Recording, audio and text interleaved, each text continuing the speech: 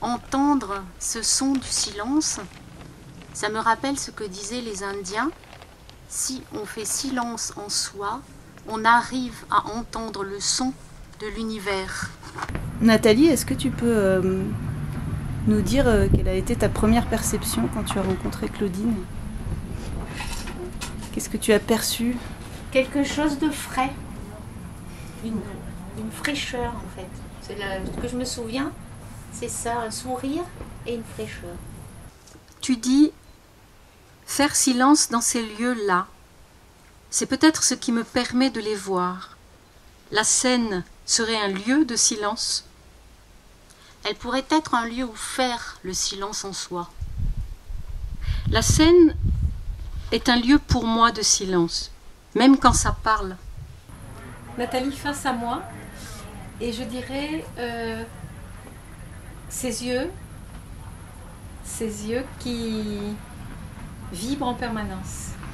C'est-à-dire que le fait que Nathalie ait les yeux ouverts, et que je remarquais très très vite que ses yeux avaient un petit va-et-vient extrêmement rapide et qui correspondait toujours à un petit instant d'intensité particulière. Comme si le silence était la matrice de la parole. Ça parle et ça crie à partir du silence. Il y a d'abord le silence. C'est peut-être cela qui permet de sentir, cela qui me permet de sentir l'énergie, sentir ce qui se passe sur scène. Je me rappelle, dans un spectacle de Jan Lovers, un grand et long cri de désespoir, silencieux, encore plus fort, il reste dans mon imagination.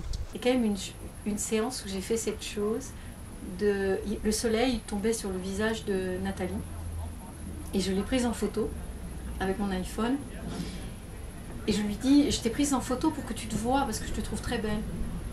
Et tout coup, je me rends compte que elle ne peut pas se voir. Et en même temps, d'une certaine manière, je savais qu'elle allait se voir. Tu perçois cet espace aujourd'hui, carré? Oui. Le lieu n'est pas très neuf.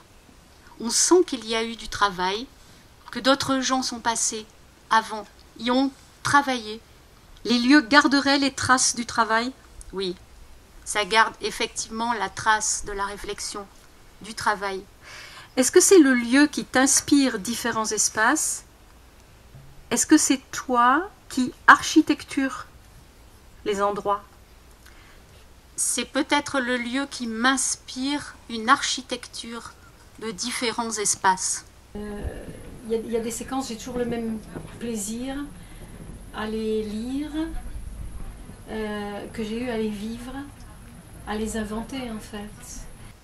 C'est un espace vide? Oui, c'est un espace vide, même s'il y a des choses dedans. Un espace que je remplis. Et tu as capacité à vider l'espace? À le vider, non, je ne sais pas. À l'architecturer, oui. Tu le modifies par la perception? Oui, je l'architecture à partir de mes sensations. Oui, quand je rentre quelque part, c'est vrai, je crée, le lieu m'inspire et je crée des endroits. Finalement, par rapport aux voyants, tu aurais une liberté d'occupation des lieux. Au début, il me semblait que parfois, les questions que je te posais, elles te surprenaient. Et comme si ça avait été presque incongru, au fond. Un espace qui réfléchirait quelque chose, qui renverrait vers toi. Comme si les murs avaient une vibration. Par exemple, on dit que peut-être les poteries très anciennes auraient gardé la vibration des voix. C'est un espace de plus. Comme ici, ça réfléchit l'espace du travail, de l'art, puisque c'est de l'art qu'il y a ici. Par exemple, à Florence, la chapelle Brancacci, moi je ne vois pas ce qu'il y a sur le mur, mais je sens la présence de tous ceux qui ont été là, des centaines d'années auparavant, des peintres. C'est un autre espace qui n'est pas quantifiable. Il y aurait un espace spécifique sécrété par l'activité des hommes, peut-être. chaque séance comme un espace-temps parole totalement saisi.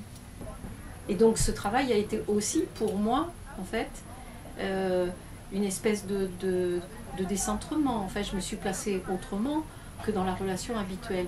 Et puis petit à petit, j'ai totalement oublié que Nathalie ne voyait pas. Donc jusqu'à la photographier.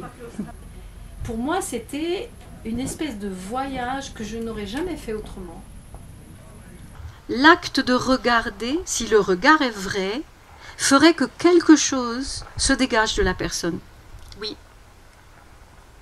Quelque chose s'épaissit, devient plus lourd autour.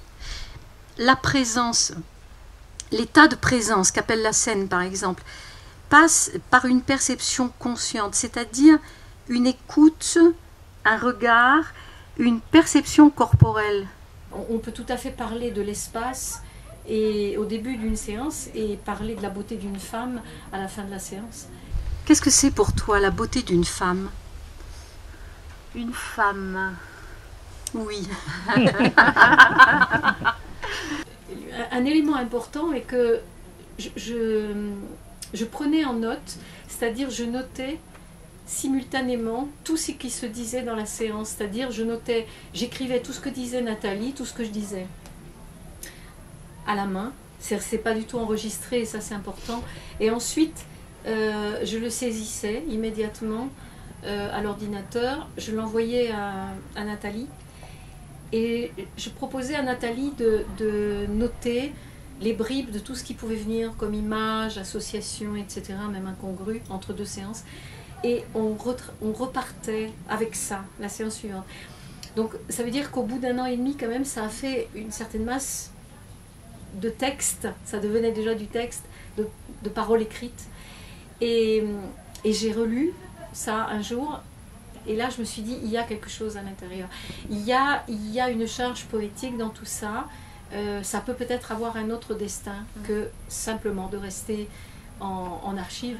Ça nous a été confirmé par quelques personnes à qui on l'a fait lire. Oui. Et ensuite, c'est allé très vite. Et qu'est-ce que ça vous fait là d'être ici à ce festival C'est un cadeau. Vous êtes traversé par... Ah oui, c'est fabuleux d'être là. Ouais.